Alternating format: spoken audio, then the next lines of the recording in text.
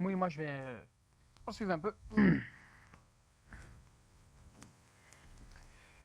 Bon. Ça, il y a des chances que je réponde à certaines questions en faisant la suite.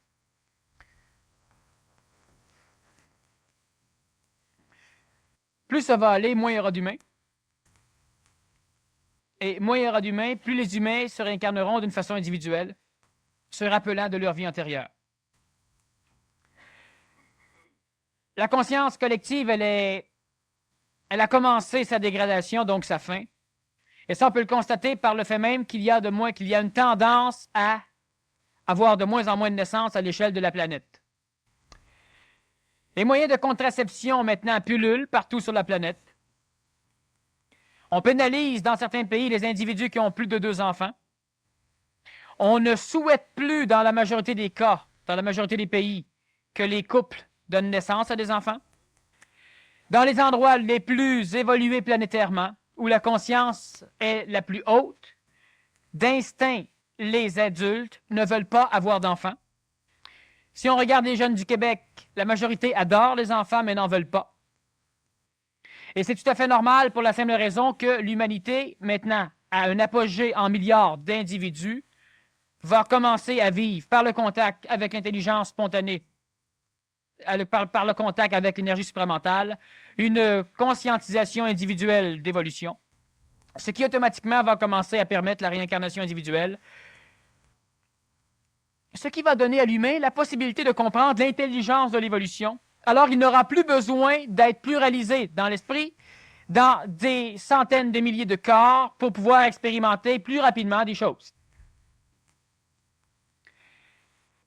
J'ai dit, il y a longtemps, que plusieurs religions enseignaient que l'humain avait des frères et des sœurs en esprit. Et c'est un fait. Lorsque l'une des parties de l'esprit se pluralise dans des millions d'individus, ces individus sont tous la même chose. Et la réincarnation pluralitaire fait en sorte que toute l'expérience accumulée dans ces millions d'individus est générée ou énergisée par le même esprit. Eux vont tous appeler ça leur Dieu. Alors on a plusieurs dieux. Et c'est normal. Et c'est parfait. Et on ne peut pas dire à un chrétien que Dieu c'est Krishna, et on ne peut pas dire à un krishnaïen que Dieu c'est Jésus, ou Dieu c'est Dieu. On ne peut pas. Que ce soit Yahvé, que ce soit ce que vous voudrez, on ne peut pas. Parce que c'est pas vrai. Pour certains individus, l'esprit qui les anime peut porter un nom. Pour d'autres individus, l'esprit qui les anime est une autre forme d'esprit, qui, dans l'intelligence supramentale, s'unissent, mais qui, présentement, à l'échelle de l'évolution planétaire, sont divisés. Alors, ce qui fait que les individus en frères et en sœurs doivent mourir pour se retrouver dans le monde des morts, de façon à ce qu'à un moment donné, ils se réincarnent non plus dans 1 million, mais dans 100 000.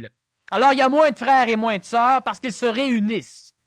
Et jusqu'à un moment donné où il y aura un corps, un esprit.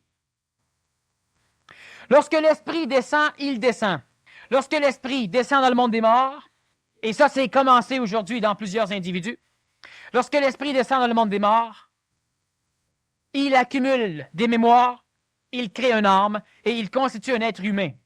Lorsque l'être humain de son vivant est capable de transmuer son âme en double éthérique, c'est-à-dire lorsque l'être humain de son vivant est capable de créer un double de ce qui lui est propre, alors automatiquement, lorsque l'humain va mourir, il ne sera plus attiré par le monde des morts, alors il ne mourra plus. Dernièrement, je faisais une conférence qui parlait justement de la survie après la mort.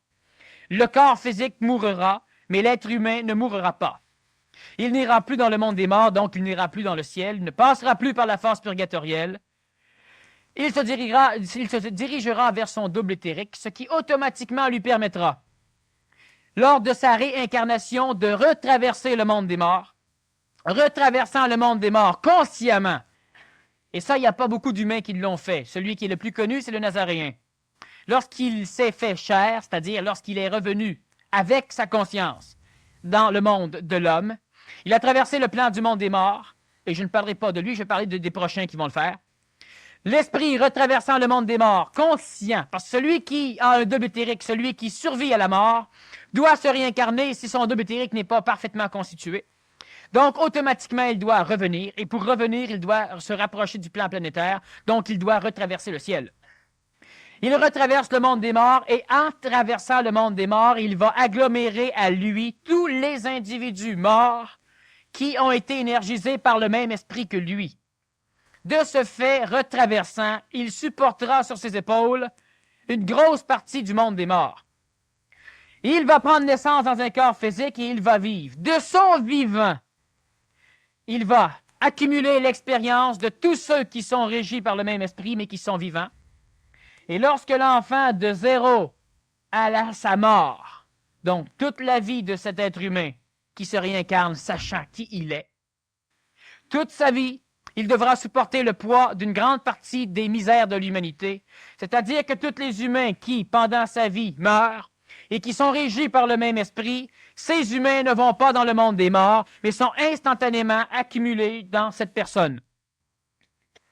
Alors, il va supporter une partie du poids de l'humanité pour la simple raison qu'il va être capable d'accepter instantanément de son vivant le karma, donc la mémoire de ceux qui meurent et qui sont en affinité avec lui. Lorsqu'il aura réussi, lorsque de sa vie il aura accumulé tous ceux qui seront morts, lorsqu'il aura une plénipotentialité totale de son esprit dans son corps, il ne pourra pas quitter le monde le monde de la vie sans retourner dans le monde des morts. Alors l'être humain qui, traversant le monde des morts, accumule à lui, fusionne à lui tous ceux qui doivent être fusionnés à lui, lorsqu'il est vivant, lorsque ceux qui sont vivants et qui n'étaient pas dans le monde des morts lorsque lui s'est réincarné, lorsque ces personnages meurent, ils ne vont plus dans le monde des morts, ils sont sauvés, si on peut dire, par ce bonhomme. C'est ce que le Nazaréen a fait pour ceux qui étaient reliés à son esprit, et pas pour les autres. Et c'est pourquoi vous êtes là. Vous n'étiez pas reliés à l'esprit du Nazaréen. Automatiquement, le Nazaréen vit, et au fur et à mesure qu'il vit, il doit assumer. Et je vais vous montrer des exemples de ce que certains d'entre vous commencent à vivre, parce qu'ils assument le poids de ceux qui meurent, parce qu'ils les sauvent. Lorsque le Nazaréen, ou lorsque l'homme nouveau, est rendu à un point où il peut maintenant, où tous ceux qui sont vivants, du même esprit que lui, sont morts, de vieillesse, de maladie, de guerre, de ce que vous voudrez, lorsqu'il les a tous accumulés, il doit maintenant aller chercher ceux qu'il n'a pas pu aller chercher le temps de son enfance. Parce que là, il devait apprendre à animer ce corps physique et à l'obliger à accepter un esprit. Il devait transformer un corps physique de façon à ce qu'il ne soit pas détruit par la présence de l'esprit. Lorsque l'homme nouveau est rendu à un point où il peut maintenant, où il n'y a plus d'êtres vivants qui sont frères ou sœurs en esprit avec lui, il doit pénétrer le monde des morts pour aller chercher ceux qui sont morts le temps que lui vive son enfance. Une fois qu'il a été dans le monde des morts chercher les derniers vestiges de l'expression du même esprit, il revient vivant, constitue un double éthérique, un double lumineux, il n'a plus besoin de corps physique et il quitte l'évolution expansive de notre univers. Lorsque le Nazaréen est apparu sur le plan planétaire, de 0 à 12 ans, il vivait comme un enfant normal, sauf qu'il avait une conscience protectrice intelligente. À 12 ans, il a décidé de s'occuper des affaires de son père, donc à 12 ans, il pouvait maintenant commencer à absorber les morts de son esprit, les individus, frères et sœurs de lui-même, qui mouraient. De 0 à 12 ans, il ne pouvait le faire, donc ceux qui sont morts pendant le 0 à 12 ans ont pénétré le monde des morts. Et le Nazaréen a été crucifié pour pouvoir aller dans le monde des morts chercher ceux qu'il n'avait pu connaître de 0 à 12 ans. Il est revenu à la vie sans corps physique. Il a désintégré son corps physique en dedans de quelques heures, et c'est pourquoi on ne l'a pas trouvé dans le tombeau. Et il avait un double lumineux, et c'est ce double qui est apparu devant les apôtres par la suite. Et par la suite, le Nazaréen n'est pas revenu, c'est-à-dire que la conscience christique, l'énergie supramentale revient, mais la corporalité personnalisée, identifiée du Nazaréen ne revient pas. Et même si l'humain s'attend à un retour d'un Christ tel qu'il a été personnifié au cours des âges, il se trompe. Et là-dessus, j'ai suffisamment élaboré lors de la conférence le retour du Christ.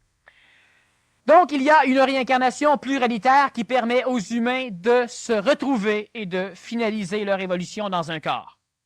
144 000 approximativement, évidemment, un peu plus, 144 000 approximativement de pluralisation de formes de l'intelligence supramentale seront nécessaires à la continuité de l'évolution expérientielle sur le contexte de notre Terre. Présentement, on approche des 5 milliards, 400 milliards, près de 900 quelques millions. On approche des 5 milliards. Mais il faut comprendre que l'humanité procréait d'une façon exponentielle, d'une façon de plus en plus rapide, et la procréation de l'humain est maintenant extrêmement réduite. Et dans certaines régions de la Terre, on en est rendu à avoir une procréation qui met en danger socialement la race. Si on regarde au Québec, on n'a plus suffisamment de naissances. Si on regarde dans beaucoup de pays qui ont justement une évolution individuelle dans la conscience, ceux qui ont une tendance à avoir une conscience individuelle, il y a de moins en moins de naissances. Et c'est normal, parce qu'à un moment donné, il y aura de moins en moins de naissances à l'échelle de la planète. Le fait que l'être humain vive plus longtemps est un mécanisme égoïque qui l'empêche de vouloir mourir, parce qu'il ne comprend pas l'intelligence de la mort. Donc, moins vous avez d'ego, plus vous créez un double éthérique. Plus vous créez un double éthérique, plus vous avez une conscience individualisée. Lorsque l'humain a une conscience individualisée, il n'a peut-être pas encore à sa mort un double éthérique parfaitement constitué, donc il devra revenir, mais il aura une réincarnation individuelle.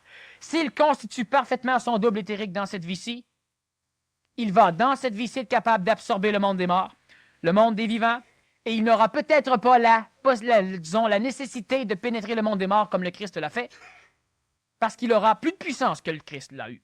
Il faut bien comprendre qu'à l'époque du Nazaréen, la puissance que celui-ci avait est inférieure à la puissance que certains auront d'ici peu. Même si le Nazaréen l'a dit, ça n'empêche pas l'homme ancien qui croit au Nazaréen de refuser qu'à un moment donné, une espèce d'humain, une race d'hommes, se dresse et une race qui aura plus de puissance que celle du Nazaréen. Et c'est ce qui s'en vient. Donc, la réincarnation, elle est pluralitaire, présentement, pour la majorité des humains. Elle sera de plus en plus individualisée au fur et à mesure qu'il y aura de moins en moins d'humains. Bon, les questions. Alors, les questions concernent les 144 000 élus. Est-ce qu'il faut devenir un, non collectif, pour être élu? Et ensuite, qu'advient-il des 144 000 élus? Sont-ils fusionnés pour former un dieu ou quelque chose de semblable?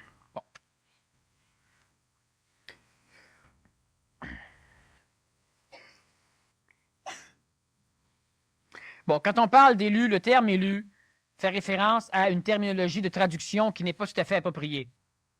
On parle d'une sixième race mère, pour être précis. Alors, on parle donc d'une race neuronique, une race neurologique, une race intelligente. Alors, il n'y a pas d'élection. On parle d'une race qui génétiquement va engendrer cela. Moins il y a d'enfants, plus ceux qui naissent ont de possibilités d'être intelligents. Et ce n'est pas nécessairement par rapport au milieu, à l'éducation, à la chance qu'ils ont. C'est un phénomène génétique d'évolution. Alors, ne vous en faites pas, vous êtes tous des élus. Maintenant, une chose est très importante, c'est que même si vous ne mourrez pas et que vous devenez un élu, vous ne le saurez pas. Vous ne pourrez pas le savoir pour la simple raison que pour faire partie de ce que l'antique religion appelle l'élu, vous devez ne plus avoir d'ego. Si vous n'avez plus d'ego, vous n'avez plus d'orgueil. Et si vous n'avez plus d'orgueil, vous ne vous identifiez plus à ce que vous êtes, parce que vous vous foutez de ce que vous êtes. Qu'advient-il des 144 000 élus lorsqu'ils seront-ils fusionnés pour former un dieu ou quoi? La divinité est là d'importance que par rapport à l'absurdité. L'humain inférieur a besoin d'un dieu. Mais est-ce que Dieu se dit « je suis Dieu » ? Non. Le fait de ne pas avoir d'ego, le fait de ne pas avoir d'orgueil, le fait de ne pas être quoi que ce soit, fait que l'humain ne sera pas ce que nous vous connaissez ou ce que l'humanité connaît comme Dieu. Ce qui va se passer avec les 144 000 élus ne regarde pas présentement l'humain à l'échelle de la planète. Autrement dit, ce n'est pas une question qui peut être utile si elle est répondue. Une question qui est intéressante, mais peut-être qu'à un moment donné, on pourra faire une conférence là-dessus, mais encore là, moi, si on en fait une, c'est sans doute pas moi qui va la faire, pour la simple raison que ce n'est pas utile de savoir ce qui va se passer avec les 144 000 élus, pour la simple raison que ça regarde des temps pas mal plus loin. Ça regarde, c'est dans quelques décennies, c'est pas dans quelques centenaires, que cela va se concrétiser complètement. Et présentement, celui qui pose la question est un égo. Un égo qui ne vivra jamais la sixième racine. Qu'est-ce qui va se passer avec? Autrement dit, ne vous regarde pas. Même si vous allez en faire partie. Autrement dit, c'est que l'enfant nouveau-né dit « Qu'est-ce que ça va être quand je vais être vieux? » Commence par être enfant, adolescent, adulte, etc., etc., etc., puis tu sauras bien en temps et lieu. Ça ne sert à rien d'en parler. Alors donc, on passe par-dessus la question. Qu'est-ce qui se produit avec l'enveloppe de l'âme? Se désagrège-t-elle à la mort pour retrouver le plan vital? Oui. Qu'arrive-t-il à l'homme qui absorbe de son vivant le karma de ses frères et sœurs qui décèdent? Comment ça se passe? Bon, regardez bien ceci. La majorité d'entre vous, vous vous conscientisez. Donc, vous arrivez à avoir un degré de conscience qui vous permet d'englober des mécanismes, soit qui font peur aux autres, ou qui ne sont pas englobables par les autres, ou qui sont exclus des autres, par les autres. À un moment donné, l'être humain qui se conscientise monte, ça va mieux, comprend, n'a plus peur, ne souffre un peu moins, et soudain, on dirait que ça recommence. Ça recommence pourquoi? Parce qu'il vient d'assimiler 1, 2, 3, 4 entités astrales évolutives qui sont reliées à sa propre expérience d'évolution de l'esprit. Alors, il subit un down, donc il se reterrestrifie. Et là, il doit recommencer la lutte, le travail. Et puis là, ça marche. Et à un moment donné, pouf, on dirait que ça va plus encore une fois. Et plus l'humain est dans une conscience individuelle, plus il sera affecté par cette terrestrification continuelle. Lorsque l'humain commence, il peut absorber un individu, on sauve du temps. Un autre humain, et les deux sont frères et sœurs, sauf que celui-ci absorbe quelques individus, celui-ci absorbe quelques individus, et les deux mourront pour se fusionner dans le monde des morts. Mais plus l'humain est individuel, plus l'humain est capable d'absorber des masses d'individus. Il n'a pas encore le privilège d'aller absorber ceux du monde des morts, mais il absorbe ceux qui meurent. Et ceux qui meurent ne vivent pas le monde des morts. Donc ne meurent pas de la deuxième mort comme on la connaît. Et ils ne constituent pas non plus de double éthérique. Ils meurent et ils se réincarnent dans une individualité. On a connu des mécanismes de possession dans l'Antiquité, où une personne morte essayait de pénétrer un autre, un frère ou une sœur, en esprit. Ça pouvait constituer certains problèmes et les religions s'organisaient vibratoirement pour clairer ces problèmes-là. On a de moins en moins de possession pour la simple raison que l'humain est capable d'assimiler cette possession. Lorsqu'une personne meurt et qu'elle fait partie de mon esprit, je sens qu'il se passe de quoi chez moi. Je suis plus manipulable, je suis plus astralisé, j'ai une terrestrification, un down, dans le terme québécois. Et on revient et ça remarche. Alors, c'est ce qui se passe lorsqu'une personne absorbe. Plus l'humain est conscientisé, plus l'humain le sait. Il vient un temps où l'humain sait. Présentement, ne vous leurrez pas. Si vous êtes venu à la conférence ce soir, vous n'avez pas suffisamment de savoir pour savoir quand vous absorbez quelqu'un ou non. Égoïquement, l'humain pourrait se dire, bon, je me sens down, là, fait que, hey, c'est parce que j'évolue, là, je commence à absorber du monde, là, je sais pas c'est qui est mort, là, mais... Ça, c'est le piège de l'ego. Celui qui fait ça a plus d'ego, plus d'orgueil, donc est collectif. S'il est collectif, il absorbe personne. Il se fera absorber à un moment donné. Faire attention. Autrement dit, c'est que j'explique une mécanique, mais c'est pas important que vous le viviez ou non. J'explique des choses. Celui qui se conscientise, qui a de plus en plus une conscience individuelle et qui vit des rechutes. Je ne parle pas de celui qui commence la conscientisation. Celui qui commence à être transitif, c'est normal qu'il vive des rechutes, il se bat contre lui-même. Celui qui, à un moment donné, devient lucide, devient suffisamment mental, non plus intellectuel. Celui qui est capable de comprendre des mécanismes, mais à un moment donné, on dirait qu'il a de la difficulté à les comprendre, mais lui, il le sait. Lui, il sait, il se demande qu'est-ce qui se passe. Tu sais, ça, c'est éclairé, puis maintenant, on dirait que ça me refait de quoi? Oui, ça te refait de quoi? Parce que tu viens d'absorber quelqu'un qui vivait cet état. Et ça va te refaire de quoi? Pas tellement longtemps, puis à un moment donné, tu recommences. Celui qui se conscientise peut en arriver à être extrêmement malade à un moment donné s'il n'a pas la puissance d'absorption nécessaire. Et ça, certains d'entre vous ne connaissent pas cela. Par contre, d'autres savent très bien de quoi je veux parler. Et c'est ce qui se passe. Et plus ça va aller, moins il y aura de réincarnation. Parce qu'il y aura de moins en moins de personnes qui vont pénétrer le monde des morts. Et moins il y aura de réincarnation, moins il sera nécessaire de créer des corps physiques. Et évidemment, il y aura de moins en moins de naissances. C'est commencé. Ça ne fait que commencer, mais c'est commencé. Il y a moins de corps physiques. Alors les pauvres âmes qui meurent, comment ils vont se réincarner? Ils ne se réincarnent pas, vous les absorbez. Alors, il ne faut pas se plaindre qu'il y ait moins de naissances, il n'y a pas de problème.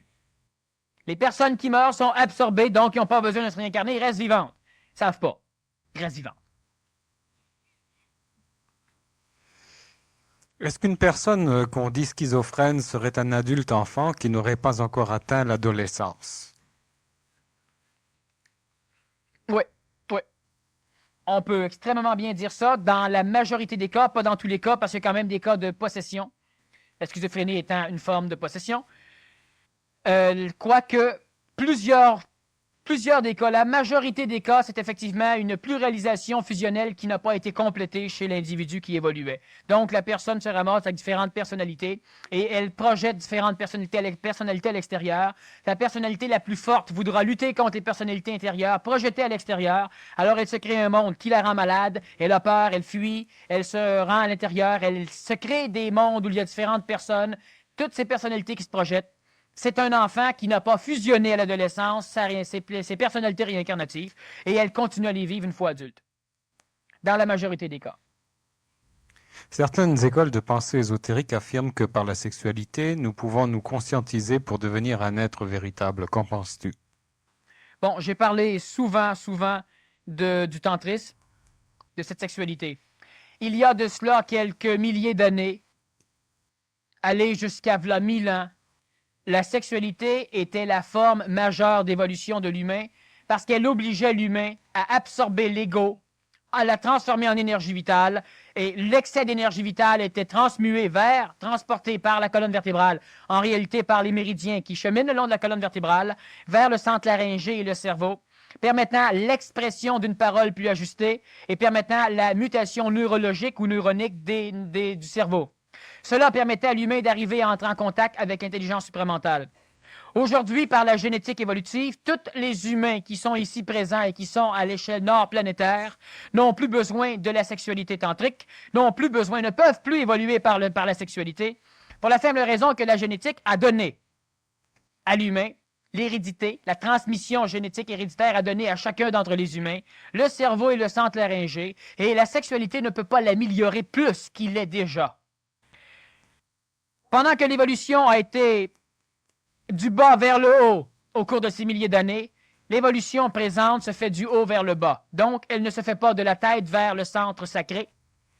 Elle se fait des plans extraterrestres, donc des plans extraplanétaires, de l'intelligence supramentale qui n'est pas terrestrifiée, qui n'a pas été planétarisée, vers l'humain. La sexualité, ce que j'en pense, au niveau évolutif, ça n'a plus d'utilité sur le plan planétaire, ça devient un amusement, ça devient une répétition de traditions qui, à l'origine, ont permis à l'humain d'évoluer. Et au nom du fait que ça a permis à l'humanité de l'époque d'évoluer, on veut la conserver parce qu'on pense qu'elle va encore nous permettre d'évoluer. Elle ne permet plus à l'humain d'évoluer, elle le retarde. La sexualité tantriste retarde l'humain présentement dans son évolution pour la simple raison qu'il se fie toujours sur une technique ancestrale alors que l'humain est un être plus ou moins nouveau qui a besoin de techniques nouvelles pour pouvoir poursuivre son évolution. Ce que cette technique devait apporter à l'humanité, eh bien, vous en êtes la représentation, elle l'a apporté. Elle n'apportera plus rien d'autre. À propos de la mort, le corps se désintègre, l'âme et l'ego deviennent une espèce de fondue suisse. J'aime ça. Mais l'esprit est-il éternel ou est-ce qu'il devient lui aussi une partie de cette fondue suisse? Bon. L'esprit n'est pas éternel pour la simple raison que l'esprit n'est pas confronté ou confondu dans un espace-temps psychologique créé par l'humain qui s'identifie à lui. L'esprit est existentiel, il n'est pas expérientiel, donc l'esprit n'a pas besoin de mémoire pour expérimenter et se rappeler. L'esprit n'a pas besoin de connaissances, donc l'esprit ne vit pas dans le temps, tel que la psychologie humaine, tel que l'âme le fait. L'âme vivant dans le temps, l'âme se mémorise. Se mémorisant, elle s'identifie. S'identifiant, elle se cristallise. Et elle meurt. Le corps, l'âme et l'ego. Bon, l'âme est la centralisation, l'ego est la centralisation de l'âme. Cette fondue suisse, effectivement, cette fondue suisse n'est pas tout à fait suisse en ce sens que tout est bien séparé. Tout ce qui est similaire se relie et tout ce qui est différent est séparé. Alors, ça crée des humains qui naissent de plus en plus violents ou de plus en plus pacifiques. Ça crée une évolution. Et ce qui est de plus en plus violent est de plus en plus bas en vibration. Étant de plus en plus bas en vibration, à la longue, il finit par être absorbé par la vitalité planétaire. Alors, l'humanité ne peut pas naître de plus en plus violente, elle ne peut naître que de plus en plus pacifique. Même si on se dirige de plus en plus vers des guerres, ce n'est pas parce que l'humanité est violente, Ce n'est plus les mêmes raisons qui nous portent à faire la guerre. Il y a eu des guerres à l'époque qui étaient originées par quoi? Par la violence, par le désir de tuer, par le désir d'être puissant, par le désir d'écraser l'ennemi. Aujourd'hui et prochainement, on va se battre parce qu'on a peur. Pas parce qu'on veut être les meilleurs. Parce qu'on a peur. L'humanité est de plus en plus pacifiste.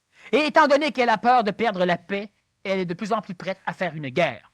Tandis que dans l'Antiquité, l'humanité était guerrière. Elle se battait, elle se vengeait. On avait le droit, pour sauver l'honneur, l'orgueil, de tuer. Et puis aujourd'hui, ça ne marche plus comme ça. Alors l'humanité naît de plus en plus pacifique. Ça n'empêche pas les guerres. Les raisons fondamentales des guerres changent. Et la fondue suisse n'est pas comme telle une fondue suisse. Les choses sont séparées. L'esprit n'est pas éternel. L'esprit n'est pas immortel. Disons, pardon, je m'excuse. L'esprit n'est pas éternel, mais il est immortel. Il y a une maudite nuance. Plusieurs questions qui concernent le physique en rapport avec l'âme, bon, des problèmes de psychosomatique. Je ne sais pas si je nourris trop mon corps physique pour nourrir mon ego, ou si c'est le contraire, mais j'ai un problème dans mon point. Comment arriver à nourrir intelligemment l'un et ne plus nourrir l'autre? J'en suis venu à freiner mon cheminement. Je me suis créé des blocages et j'ai l'impression d'avoir été mise sur le hold en attente. Je veux en sortir. Bon. Est-ce que tu as d'autres questions sur la réincarnation avant de passer? Non, pas véritablement. Ce sont des questions auxquelles tu as répondu à ta première. Bon.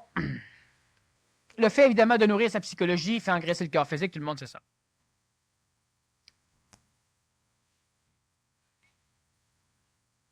Lorsque l'humain s'identifie dans son corps physique, lorsque l'humain s'identifie dans son corps physique, il peut s'identifier soit à la forme, à l'onde de forme dégagée par le corps physique.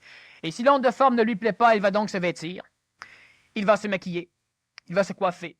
Il va se grandir en mettant les souliers talons hauts. Il va faire des choses. S'il s'identifie à la sensation, donc au sens du corps physique, alors là, il ne s'habillera peut-être pas nécessairement très joli. Il ne se coiffera peut-être pas d'une façon catastrophique. Il ne se prendra pas le visage pour un tableau de peinture.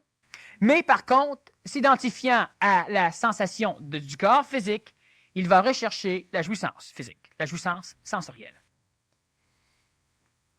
Le fait de manger nourrit le sens gustatif, le sens péristaltique, et automatiquement, cela va amener de la nourriture à l'ego. L'ego va donc savoir qu'il vit parce qu'il est nourri, parce qu'il perçoit la vibration. Étant donné que l'humain se fout un peu de son corps physique, mais s'identifie beaucoup plus au sens, il va donc manger, parce que mangeant, il vit. Évidemment, il va bien prendre conscience que le corps physique grossit, que le corps physique devient de moins en moins malléable. Mais ce n'a pas d'importance parce qu'il ne s'identifie pas à l'onde de forme du corps physique, mais il s'identifie plutôt à ce qu'il sent par l'intermédiaire du corps physique. Les tentacules de votre ego, les tentacules de l'astral, les tentacules de l'âme chez l'individu sont les sens physiques. Et par l'intermédiaire des sens physiques, il accumule de la mémoire. Si on coupe vos sens physiques, vous n'existez plus. Vous allez avoir une conscience qui ne pourra plus accumuler de connaissances. Les tentacules auront été coupés. Et c'est ce qui met l'âme en contact avec la matière, c'est l'essence de la biologie physique. Lorsque l'humain s'identifie à ce qu'il sent, à ce qu'il goûte, pour avoir l'impression qu'il vit, il grossit. Lorsque l'humain s'identifie à la forme visuelle physique, pour avoir l'impression qu'il vit, il maigrit. Alors, il faut identifier dans l'un ou dans l'autre. On a des techniques de maigrissement qui disent que, regardez-vous, trouvez-vous laide. Lorsque vous serez suffisamment laid, vous allez commencer à maigrir. Il y a un problème qui se pose, c'est que ça marche pour beaucoup d'individus. Maigrir par esthétique. Maigrir pour que les hommes vous retrouvent belles. Maigrir pour que les femmes vous retrouvent beaux. Oui, c'est esthétique. Sauf que lorsque la psychologie astrale reste fondamentalement axée sur la gustation, et qu'en même temps on crée le concept de l'esthétique, on ne maigrit pas, mais on devient malheureux en maudit. Alors l'humain, pour arriver à régler ce problème, cette solution,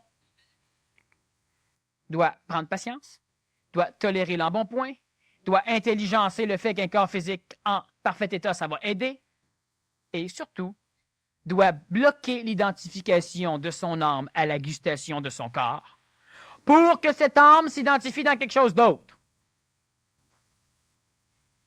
Maintenant, il y a des problèmes. Plus l'estomac est gros, plus l'estomac a besoin d'être rempli pour avoir le feeling qu'il est plein. Étant donné que le cerveau de l'humain marche à retardement parce qu'il est coloré par la psychologie, lorsque l'estomac est plein, 15 ou 20 minutes après, le cerveau le sait. Alors on peut manger en maudit avant d'avoir l'impression qu'on est plein. Et c'est le problème pour la majorité des humains, ils mangent trop. Celui qui a un système excréteur en bon état, engraisse pas trop, mais il mange quand même trop. En vieille, il y a un autre maudit mécanisme réflexe qui peut être développé héréditairement, donc une évolution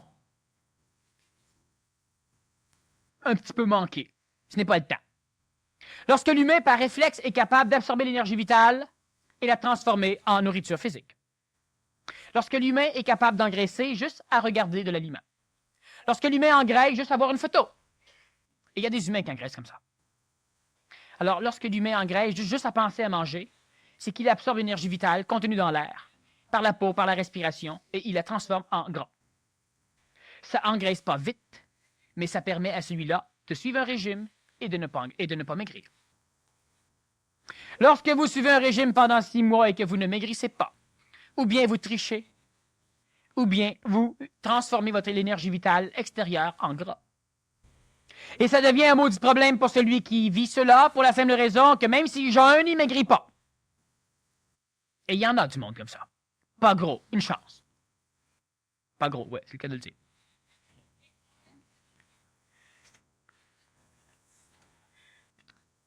La solution, je ne peux pas la donner comme ça parce que ça dépend de l'individu. La personne devra faire un travail majeur sur elle. Elle a un problème de poids.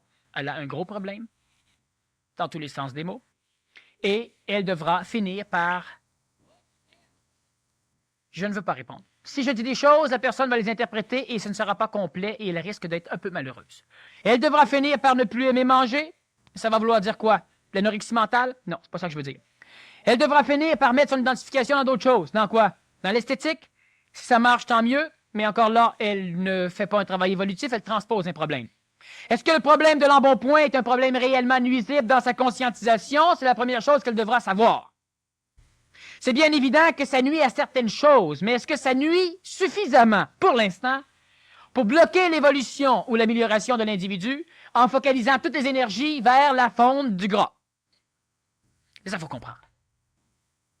Est-ce que cela veut dire que si la personne se laisse comme elle est, et qu'il y a quelques petites choses qu'elle ne peut pas faire, mais qu'elle se laisse faire le reste, elle évoluera peut-être suffisamment pour qu'à un moment donné, la graisse tombe tout par elle-même. Il faut qu'elle sache. Qu'elle sache. Et ça, c'est une question qu'elle doit elle-même se poser. C'est la même chose pour la cigarette, c'est la même chose pour la masturbation, c'est la même chose pour n'importe quoi. On veut arrêter pour des raisons. Mais est-ce que cela n'est pas une possibilité d'exprimer l'énergie en trop nous permettant d'être libre pour le reste? Et lorsqu'on veut bloquer ça, on vient fou. Il faut observer. Observer. Il y a des raisons intelligentes. Des fois. Alors, la personne, qu'elle se remette en question et qu'elle observe si son embonpoint, lui, n'est plus que la lutte contre l'embonpoint. Premièrement. Alors, elle saura si elle laisse faire l'embonpoint pour continuer son évolution ou si elle met encore plus d'énergie. Elle se pose la question. Quel rapport il peut y avoir entre le végétarisme et le développement de l'enveloppe de l'âme, par exemple? Bon.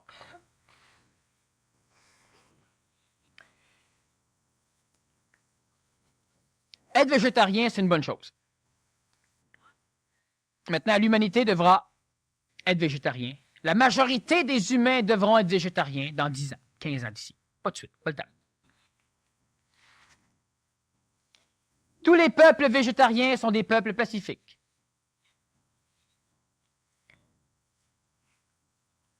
Mais c'est faux. Tous les peuples végétariens sont des peuples d'apparence pacifique. Tous les peuples végétariens sont des peuples d'esclaves. Tous les peuples végétariens sont des peuples qui n'ont pas de conscience mentale. Tous les peuples végétariens sont des peuples involués. Il est bien évident que le fait d'être omnivore, de manger de la viande, amène l'humain à être plus violent, amène plus d'ego dans l'humain. C'est sûr, ça va de soi, c'est évident. Et c'est au nom de l'évolution spirituelle gérée par le plan du ciel, donc par le monde manipulateur de l'astral, que l'humain essaie d'être végétarien. Plus vous aurez d'ego, plus vous aurez d'orgueil. Et plus vous aurez de ce que l'humanité pacifique appelle des défauts. Plus vous serez yark. Sauf que plus vous serez yark, plus vous aurez de désir. Plus vous aurez de désir, plus vous aurez de frustration. Plus vous aurez de frustration, plus vous voudrez ne plus en avoir. Et vous aurez des désirs. Alors vous allez laisser naître chez vous l'intellect. Et l'intellect essaiera d'intelligencer vos mémoires de façon à satisfaire vos désirs. Et l'intellect apprendra lui aussi à ses dépens que ça ne marche pas comme ça. Alors naîtra l'énergie mentale.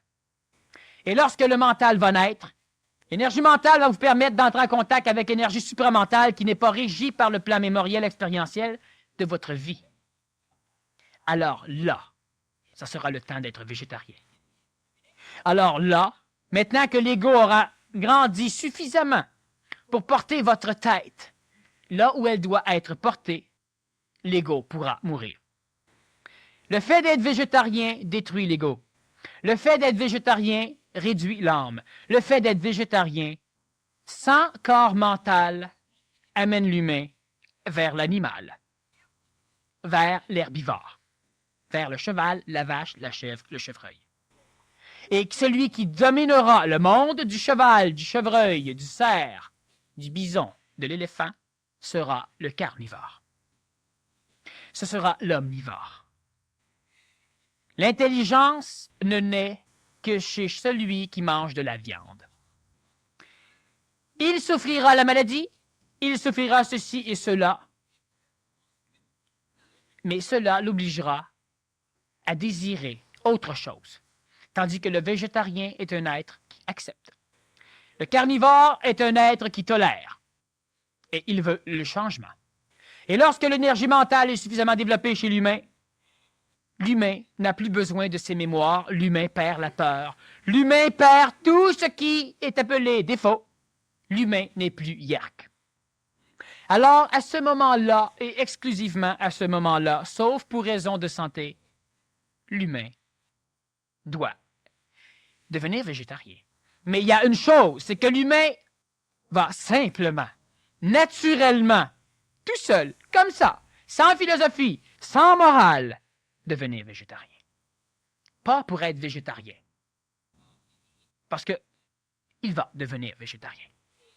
Lorsque le tétard dans l'eau sort et qu'il décide de respirer de l'air pour devenir grenouille, ben, ça se fait tout seul, comme ça. Et c'est comme ça que l'humain va devenir végétarien. Tandis que présentement, la grande majorité des végétariens le sont devenus par conception, par conceptualisation, par spéculation, par philosophie, par morale, et pas par nécessité évolutive. Certains végétariens deviennent sensibles, très spirituels, très sensibles. Ils mangeraient juste un œuf de temps en temps ou un peu plus de viande. Et puis ça retrouverait mauditement mieux. Et s'ils ont un corps très purifié, ce n'est pas parce qu'ils vont manger un peu de viande à un moment donné qu'ils vont avoir un corps tout défait. Parce que si c'est ça, ils ont un corps encore plus défait que celui qui mange la viande. Quand le corps ne résiste plus, il y a un problème. Celui qui a un régime lacto-végétarien, qui boit du lait, qui accepte les œufs, qui mange des légumes,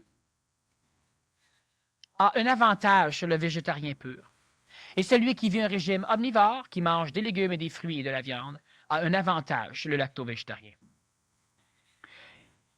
Le jeûne, c'est bon, ça nettoie. Être végétarien, c'est bon, ça nettoie. Chaque végétarien qui vit des problèmes d'évolution devrait manger de la viande, il réglerait carrément ses problèmes d'évolution. Pas manger de la viande tout le temps. Celui qui est végétarien, il y en a ici qui sont végétariens. Je le sais, ça se sent. Puis moins que les autres. Bon.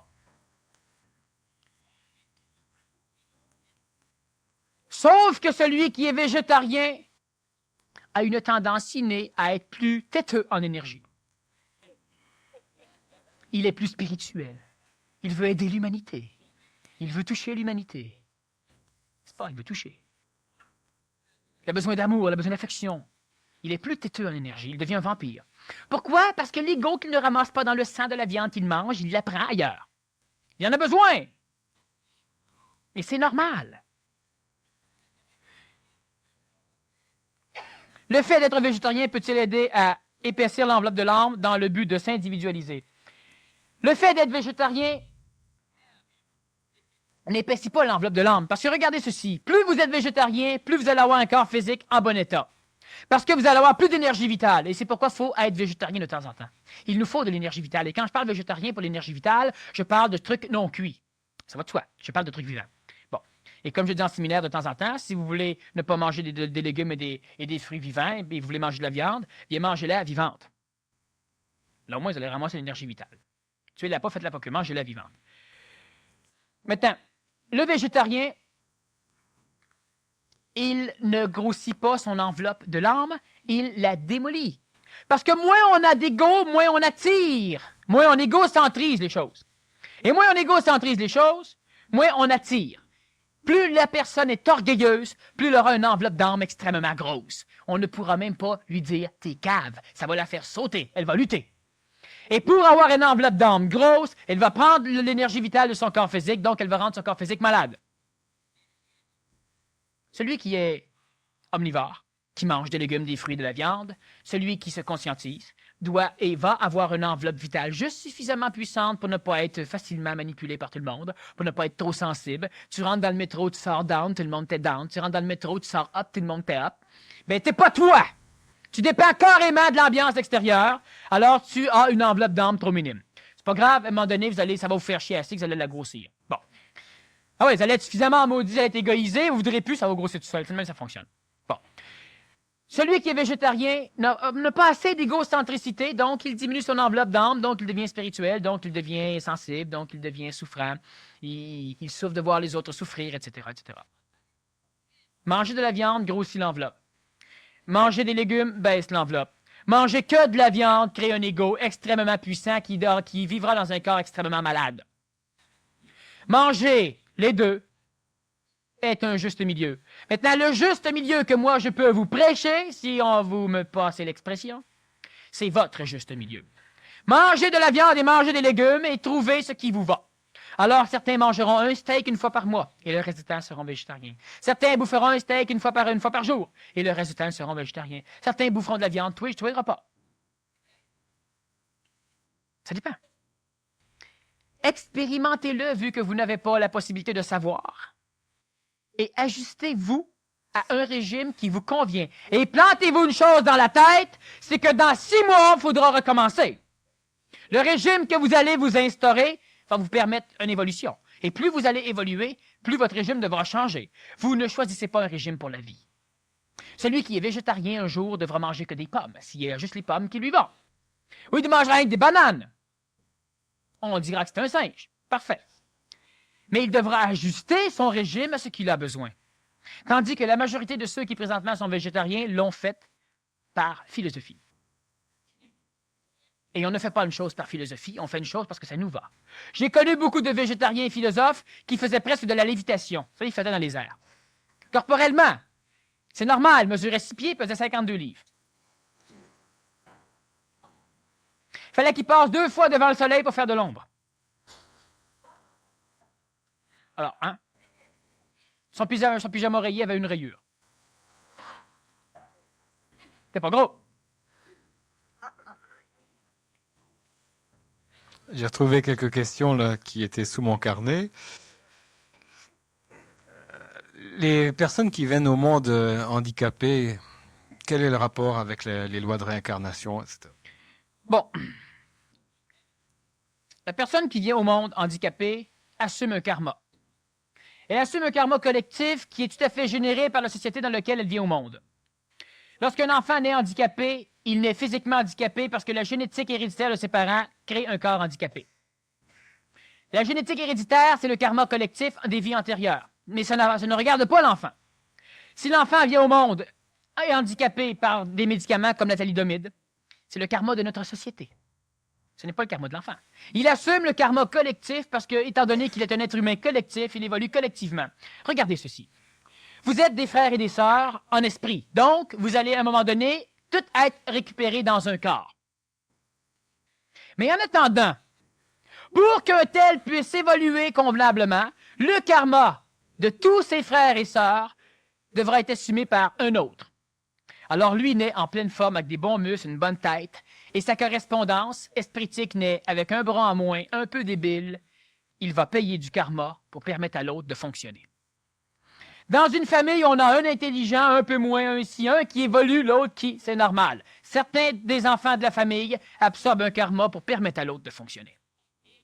Et c'est pas triste, c'est pas plate, c'est pas injuste, c'est parfaitement parfait. Parce que celui qui marche, lorsqu'il va réussir à faire le trou, va absorber les autres. Mais pour permettre à celui-là de monter, ben, il y en a qui font telle chose. Dans une communauté, il y en a qui nettoient les toilettes, il y en a qui cultivent, puis il y en a qui sont dans le bureau puis qui gèrent. C'est pas?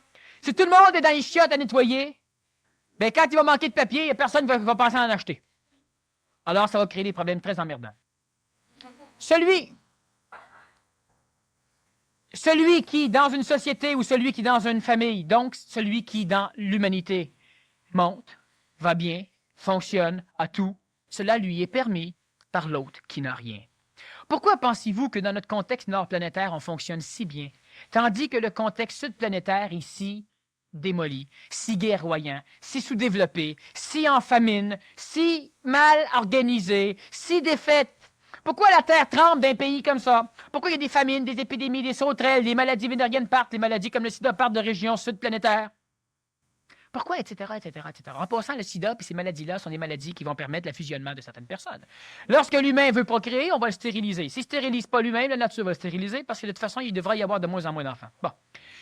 Le sud de notre planète vit d'une certaine façon pour permettre au nord de la planète de pouvoir vivre d'une autre façon.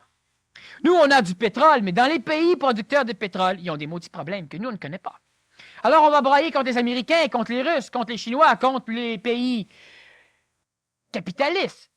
La Russie, c'est un capitaliste d'État. Alors, ils sont capitalistes. Tandis que nous, c'est un capitaliste de population. Mais c'est la même chose. Les pays capitalistes capitalisent les pays qui ne le sont pas. Alors, évidemment, on a des industries dans ces pays-là, on crée un petit peu d'emplois, on n'exploite pas, parce que tout ce qu'on exploite chez eux, si on leur laisse, s'en servent pas. Alors, on n'exploite pas. C'est normal que cette planète soit divisée en deux parties antagonistes, et l'une des grosses parties permet à l'autre partie d'être bien. Vous avez tout ce que vous avez aujourd'hui, parce que dans d'autres pays, on ne l'a pas. Et lorsque l'humain veut faire en sorte que tous les pays aient la même chose, lorsqu'on a bâti des maisons au pôle Nord, chez les Inuits, ben, ils ont monté le tente dedans, puis la majorité ont défait les maisons pour faire du feu de camp dehors l'hiver pour se réchauffer. Pourquoi? Parce qu'ils n'avaient pas besoin de nos foutues maisons. Oh, c'est sûr que maintenant qu'on les colore régulièrement, qu'on les met à la télévision, ils boivent en sacre bleu. Ils doivent se saouler la gueule. Parce que s'ils ne se saoulent pas la gueule, ils deviennent Inuits. S'ils sont Inuits, ben, il ne reste pas une nuit Inuit. Alors, ils se saoulent la gueule pour redevenir, parce que là, il y a des skidoo, il y a la télévision, il y a des avions, il y a des bateaux, il y a des ports, il y a tout ça. Ou c'est qui ton enfant, là, qui s'est cassé un bras, il est rendu à Saint-Justine. Tu sais où c'est Saint-Justine en Inuit, je sais pas, mais quand il part de Fort Chimo pour venir à Sainte-Justine, ben c'est ça. Là, l'Inuit, il ne peut plus être Inuit. Alors, il doit boire, se saouler la gueule, parce qu'il doit être autre chose. Et tous les peuples qui doivent être assimilés, s'ils refusent l'assimilation, doivent se saouler la gueule. Et c'est ce qu'ils ont fait. Partout où on a un peuple qui doit s'être assimilé, il devient un peuple d'ivrognes et d'alcooliques. Que ce soit nos Amérindiens, que ce soit les Inuits, c'est la même chose. Ils ont besoin de se saouler la gueule pour oublier ce qu'ils sont, pour essayer d'être autre chose. Et lentement, ils le deviennent. Et c'est normal. Mais on leur bâtit des choses, ils n'en veulent pas. Moi, j'ai visité différents pays sous-développés de la planète et même des pays en voie de sous-développement. Et dans ces régions, lorsqu'on donne quelque chose, rien à faire avec. Vous leur donnez une batterie, la batterie, ils la conservent. C'est important, une batterie, ça fait marcher une flashlight. Mais là, pourquoi ils s'en servent pas? Bien, parce que s'ils s'en servent, ils l'auront plus, pour faire la garder puis pas s'en servir. Bon, et c'est normal. C'est tout à fait normal. J'ai visité une tribu qui avait été pacifiée par le gouvernement péruvien. Une tribu amazonienne, qui à l'origine chassait avec une sarbacane et avec une espèce de poison qui porte le nom de curare.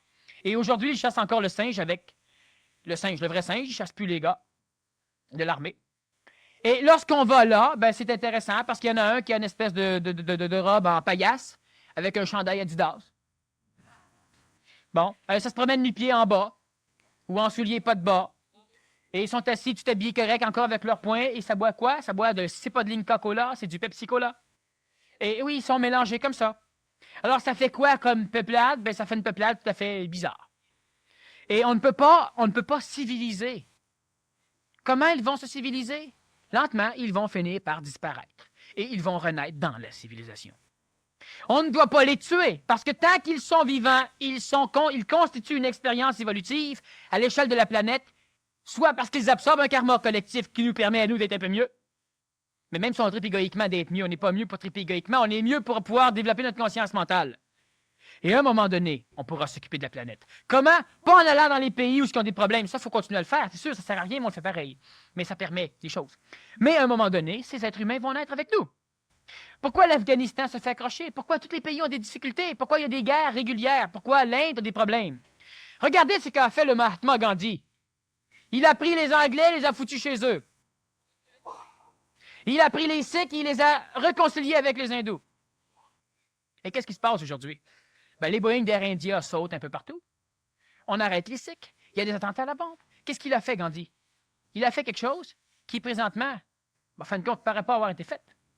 À part le fait qu'il a expulsé les Anglais, puis encore, c'est très, très, très british, encore l'Inde. Alors, il faut bien comprendre une chose, c'est qu'on ne civilise pas un peuple et on ne le tue pas non plus. Ça se fait naturellement. On ne peut pas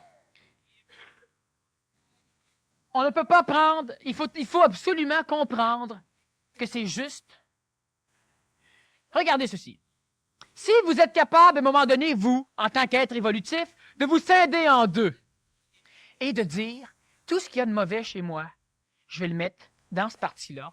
Et tout ce qu'il y a de bon, d'évolutif, d'amélioratif, je vais le mettre dans ce parti-là. Cette partie-là qui est mauvaise, elle va se taper à la tête de ses murs, elle ne saura plus où elle va aller. Mais la partie intelligente, maintenant libérée, va être capable d'aller chercher ce qu'elle a besoin. Quand elle l'aura trouvé, elle viendra chercher l'autre partie qui tape, puis elle viendra l'amener avec elle. Vous allez dire, c'est intelligent. Mais c'est ce que vous faites. Une partie de l'esprit qui vous anime est vous. Et l'autre partie est le gars perdu aux Indes, ou en Corée, ou un peu partout. Là où il y a de la merde et de la souffrance. Et lui absorbe cette partie-là pour vous permettre à vous d'aller vous plugger là où vous devez être plugué. Évidemment, ça vous touche de voir l'autre souffrir. Une partie de vous. C'est normal que ça vous touche. Celui qui n'est pas espritiquement vous, ça ne vous touche pas. Mais quand ça vous touche, il y a une partie de vous dedans. Si vous le tuez, c'est une partie de vous que vous tuez, c'est normal. Si vous l'aidez, c'est une partie de vous que vous aidez, c'est normal. Mais est-ce que la Terre a été bâtie de façon à ce qu'on fonctionne comme ça? Je vous pose la question, c'est à vous d'y répondre. Moi, je n'y réponds pas. Mais sachez que l'handicapé, il est assumé par la société. C'est normal, il assume le karma de la société. Et les handicapés naissent pour vous permettre à vous d'être correct. Tout ce qui se passe au niveau de notre société, au niveau karma collectif, c'est pour permettre aux autres d'être bien. Et c'est normal, c'est impeccable. Je répète, si vous aviez la possibilité de vous scinder en deux pour essayer d'avoir tout ce qui est évolutif chez vous d'un côté pour pouvoir finaliser plus rapidement, et après vous allez venir chercher l'autre, vous allez me dire, ben c'est logique. Sinon, vous restez comme vous êtes, puis quand vous essayez de monter, l'autre ne veut pas, puis quand vous essayez de descendre, l'autre ne veut pas, puis vous avez des problèmes. Pour éviter ces problèmes-là, l'esprit est divisé. Alors, il y a donc des parties planétaires qui assument le karma de notre partie planétaire pour qu'on soit mieux. Et dans notre société, étant donné qu'on est quand même la grande majorité des êtres humains évolutifs qui n'ont pas encore de conscience consciente, alors évidemment, ça crée des problèmes karmiques. Donc, dans nos sociétés, on aura donc aussi des récepteurs karmiques, des handicapés, des accidentés à vie et des choses comme ça pour pouvoir assumer le karma de notre collectivité. L'alcoolique paie le karma collectif, c'est une maladie sociale. Le drogué paye le karma collectif, c'est une maladie sociale. Et toutes les formes de maladies héréditaires sont des karmas collectifs. Des maladies sociales. J'aimerais ça que tu nous parles un peu du phénomène de certains êtres d'exception, on va dire, tels que les Dalai Lama, les grandes autorités spirituelles aux Indes, qui de leur vivant annoncent déjà leur prochaine incarnation, qui sera le prochain Dalai Lama, où ils vont s'incarner, etc. Il y a donc une capacité chez eux de programmer, en quelque sorte, ou de découvrir à l'avance quelle sera leur incarnation. Si je connaissais leur secret, la question c'est ça, si je connaissais leur secret, est-ce que je pourrais me réincarner, moi, en siège de bicycle pour dame? Pas sa question. C'est une question comme ça. Parfait. On discutait de ça tout à l'heure avec beaucoup d'humour. Mais il reste néanmoins Pas qu'il y a que les des femmes sont gens intéressées. qui annoncent leur incarnation future à l'avance. C'est quoi le phénomène? Bon, le phénomène des Dalai Lama, entre autres. Le Dalai Lama, c'est le chef de la religion bouddhique tibétaine en Chine. Il siège normalement à Lhasa, capitale du Tibet. Ça, c'est quand il n'y a pas trop de guerre, puis quand on ne veut pas le tuer, alors quand il n'est pas toujours en visite à Paris ou ailleurs. Le Dalai Lama a été l'un des rares personnages à annoncer justement sa réincarnation et à, disons, à donner à l'humanité les preuves qu'il se réincarnait. De quelle façon il se réincarnait, de quelle façon il voyait, le Dalai Lama annonçait qu'il était pour mourir et il ne disait pas qu'il était pour naître dans telle chose. Le Dalai Lama ne faisait pas cela. Par contre, lorsque le Dalai Lama était mort, les prêtres commençaient à chercher un enfant qui reconnaîtrait les choses. Donc, si on... Évidemment, le Dalai Lama laissait quelques exemples. Bon, je vais naître dans tel comté ou dans telle place, mais il ne disait pas, je vais m'appeler un tel, je vais naître avec tel genre de couleur d'yeux. Alors, à un moment donné, on arrivait, on prenait les choses du Dalai Lama et on faisait rentrer des enfants qui fitaient à peu près avec cela. Donc, selon l'âge, parce qu'il annonçait approximativement l'année qu'il était pour naître. Et lorsque l'enfant disait, ça, c'est à moi, ça, c'est pas à moi, ça, c'est à moi, ça, c'est ceci, ça, c'est cela. Alors, on le disait, alors, il reconnaît les choses du Dalai Lama, donc c'est sans doute lui. Maintenant, on pouvait aussi lui dire, il y a une chose dans telle armoire et c'est qu'est-ce qu'il y a là. Alors l'enfant peut même le dire. Et là, on le reconnaissait donc, le Dalai Lama. Le fait même que pendant longtemps, les Tibétains ont donné une consistance à la réincarnation, les Tibétains ont été le peuple qui a gardé le plus de traditions logiques, de traditions réelles, de tout ce qui a été amené dans l'Antiquité par la transformation des races de la 4e à la 5e race mère.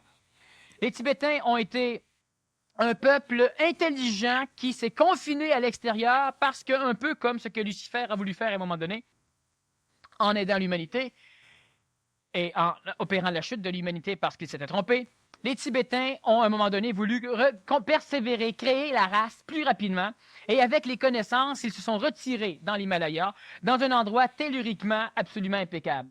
Surtout que dans ces régions de l'Himalaya, on a des crevasses, on a des endroits qui permettent la vie tout à fait parfaite de certaines races de plantes qui amènent à la longue des contextes écologiques similaires aux tropiques, même si c'est dans le fin fond de l'Himalaya. Suite à cela, les Tibétains, aussi attirés par la bouche de la mer Terre, c'est-à-dire par un endroit relativement caverneux qui permettait d'aller au fin fond du centre de notre planète, les Tibétains ont instauré une vie là. Le seul problème, c'est que dans cette région, les Tibétains ont évidemment rencontré les habitants du Tibet. Donc, ces personnages qui sont devenus les maîtres, les lamas. Et par la suite, donc, le Dalai Lama est l'un des dernières reliques de ce mécanisme. On parle souvent de maîtres tibétains. Un des autres, ces personnages ont rencontré la majorité des peuples qui étaient là. Et évidemment, par la présence, par le rayonnement de ces personnages, les peuples ont suivi. Lorsque l'on dit que les maîtres de l'humanité sont confinés dans l'Himalaya ou dans l'Agartha ou dans le Shambhala, soit au pôle nord de notre planète, donc au Canada, soit dans le Tibet, dans l'Himalaya, on veut surtout faire référence, évidemment, aux 13 maîtres qui sont, on en a déjà parlé lors de la conférence des grands maîtres, les maîtres du monde, mais font référence aussi à cette race génétique qui continue continuellement à transmettre dans des corps des affinités vibratoires résonantes qui sont tout à fait typiques de la mutation entre la 4e, donc la race atlantéenne et la race blanche, la race nord-européenne ou indo-européenne de la nôtre. À chaque transposition de race, on a de l'élite et on a évidemment la masse qui suit. Et cette élite, une partie de cette élite a créé ce qu'on connaît au niveau du Tibet. Ceux-ci ont engendré une forme karmique, une forme égrégorienne, presque religieuse, qui permet dans le monde des morts, de créer un réceptacle où lorsque le Dalai Lama meurt, celui-ci se ramasse, garde à peu près la consistance de sa mémoire. Et automatiquement, cette partie du monde des morts, égrégoriennement parlant tibétaine, permet donc la réincarnation presque intrinsèque de ce Dalai Lama. Mais il n'est pas tout à fait le même, il devra apprendre à le devenir. Alors on va devoir maintenant instruire le Dalai Lama à parfaire la réincarnation. Et c'est ce que l'on veut dire par les mécanismes de réincarnation des Dalai Lama. Ce n'est pas une réincarnation individuelle dans le sens où l'homme nouveau va la connaître, quoique c'est une réincarnation qui n'est pas disons, dans le sens intellectuel, inintelligent. Peux-tu, pour terminer, résumer brièvement ce que tu as développé au sujet de Oui. la réincarnation? Bon, une chose importante. Chaque être humain qui a une conscience individuelle voit donc naître chez lui l'homme nouveau. Chaque être humain qui commence à ne plus se sentir comme tout le monde ou qui commence à ne plus se retrouver chez lui voit naître chez lui l'homme nouveau. Lorsque l'homme nouveau naît, il y a des principes, il y a des choses qui se passent. Et ces choses-là sont soit anti-réincarnatifs. Bouddha avait annoncé que la souffrance était le problème de l'humain et que la vie et la mort, la naissance et la mort étaient le problème de l'humain et que l'humain devait arriver à se défaire du mécanisme de la réincarnation. C'est un fait. Résumé brièvement, tout ce qui s'opère chez l'humain est perceptible. Et ce qui est de plus en plus perceptible tend à amener l'humain à une réincarnation individuelle et non plus pluralitaire. La semaine prochaine, je vais traiter de la naissance de l'homme nouveau chez vous. Alors, je crois que le résumé, on peut beaucoup plus le transposer à cette conférence, parce qu'en fin de compte, c'est qu'on a la réincarnation pluralitaire dans l'humain qui a une conscience collective totale et intégrale, et on a l'homme transitif qui commence à découvrir qu'il est collectif, donc en partant qu'il a une conscience individuelle. Tu ne vois pas que tu es collectif, tu n'es pas individuel, ça va de soi. Et qu'est-ce qui est en train de naître chez cet homme ancien, chez cet homme transitif, donc cette femme aussi? C'est l'homme nouveau. L'homme nouveau qui a toujours été recherché par l'homme ancien, qui est en train de naître. Autrement dit, ce que les religions ont toujours promis à l'humain, c'est l'homme nouveau. Et c'est ce que l'homme nouveau va atteindre. Donc, la semaine prochaine, on va parler de la naissance de l'homme nouveau chez soi, et c'est justement de cette naissance qui permet à l'humain de pouvoir anticiper une réincarnation individuelle, qui peut évidemment faire plaisir à certaines formes d'ego, mais qui de toute façon fait partie de la mécanicité de l'évolution. Et c'est là-dessus, disons, qu'on va s'attaquer la semaine prochaine. Merci beaucoup, Daniel.